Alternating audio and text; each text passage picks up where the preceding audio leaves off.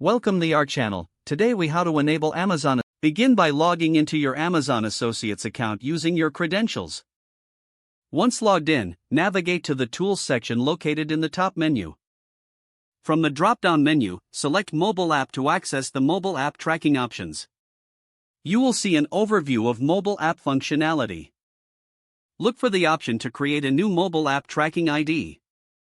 Click on the Add a New App button to proceed. Enter the required information for your mobile app, including the app name and platform. Select the category that best describes your app from the provided list. After filling out the information, click on the Create button to generate your tracking ID. Once your tracking ID is created, it will be displayed on your screen. Make note of your tracking ID as you will need it for integration into your app. Next, access your chosen mobile app development platform. Integrate the Amazon Associates SDK into your app according to the platform's guidelines. Locate the specific section in the SDK where you will enter your tracking ID. Input your tracking ID into the designated field in the SDK setup. Follow the platform's instructions to finalize the integration process. Once integration is complete, test your app to ensure tracking is functioning properly. Make a few test purchases or actions to verify that clicks and conversions are being tracked. Check your Amazon Associates account for reports on your app's performance.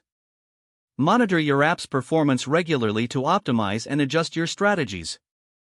If the page does not load, refresh the browser or try again in a private or incognito window. Make sure you are using the correct email address, then retype it carefully to avoid small typos. If your password is not accepted, use the reset option and create a new strong password you can remember. Check your spam folder for verification or security emails, then complete any requested confirmation steps. Enable two-factor authentication if available to improve account security and reduce unauthorized access risk. After signing in, review your profile details so your contact information and settings are accurate and current. If you see an error message, note it down and try again after restarting your device and internet connection. Log out when you finish, especially on shared devices, to keep your account and payment information secure.